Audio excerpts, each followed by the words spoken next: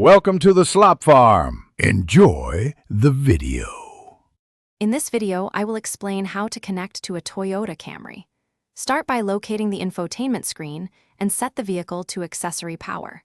Check your phone settings and enable Bluetooth or CarPlay and Android Auto as needed. Gather your USB cable if wired connection is required. Have vehicle manual handy for specific menu names and security codes so you can follow on-screen prompts without delay. Begin by turning on Bluetooth on both your phone and the Camry system. From the phone, choose the vehicle name and verify the PIN shown on both screens. Accept prompts to share contacts and media so calls and music work smoothly. If pairing fails, delete old connections and retry, or restart your phone and head unit. Keep a USB cable nearby for a wired fallback if Bluetooth proves unreliable. For CarPlay or Android Auto, plug your phone into the Toyota's USB port and unlock the device. Grant permissions on your phone when the prompt appears and accept any terms on the car screen.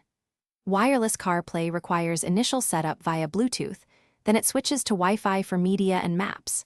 If you encounter issues, try a different USB cable, clear app caches, or reboot both devices before attempting the connection again.